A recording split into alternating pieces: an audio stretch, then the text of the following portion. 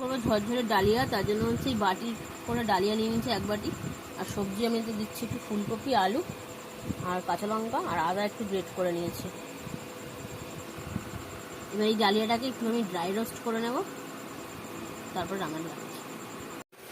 ডালিয়াটাকে আমি একটু dry roast করে নিচ্ছি,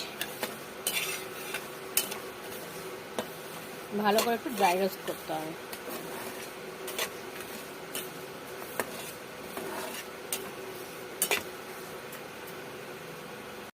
ড্রাই রোস্ট করে নামিয়ে নিয়েছি আমি এটাকে। এটা ভালো করে জল দিয়ে ধুয়ে আমি জলটা ছেঁকে রাখবো। এদিকে গ্যাস জ্বালিয়ে আমি প্রেশার কুকারটা বসিয়ে দিচ্ছি, এটা একটু গরম হোক।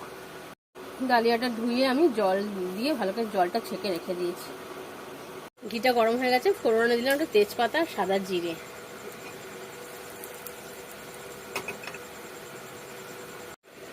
এবারে কেটে রাখা সবজিগুলো আমি সব দিয়ে দেবো।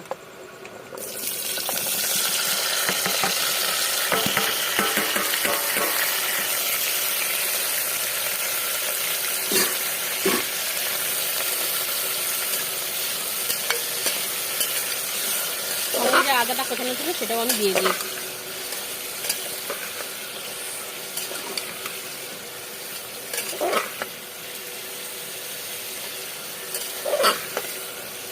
একটু ভাজতে দেবো আমি এটাকে।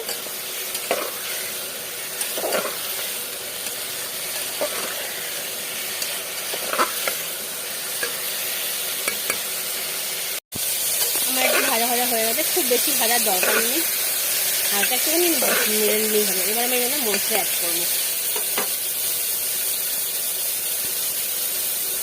দিলাম লঙ্কা গুঁড়ো 1 চামচ, হলুদ গুঁড়ো 1 চামচ, জিরে গুঁড়ো আর দিলাম ধনে গুঁড়ো। এবার সব কটাকে আমি ভালো করে একটু মেশাবো। এতে আমি মশলা দিয়েছি লঙ্কার গুঁড়ো, হলুদ গুঁড়ো, জিরে গুঁড়ো, ধনে গুঁড়ো, একটু নাড়িয়ে নিলাম। এবার আমি ওতে ধুয়ে রাখা ডালিয়াটা দিয়ে দেবো। ভিজিয়ে রাখা ডালিয়াটা দিয়ে দিয়েছি। এবার আমি ওতে জল দিয়ে দেবো। জল আমি দেবো যে বাটিটা মেপে আমি ডালিয়া দিয়েছি সেই ডালিয়াটা মেপে জল দেবো। এই বাটি মেপে ডালিয়া দিয়েছিলাম, তাই এর ডবল জল দিতে হবে আমাকে, মানে আড়াই বাটি আমাকে জল দিতে হবে,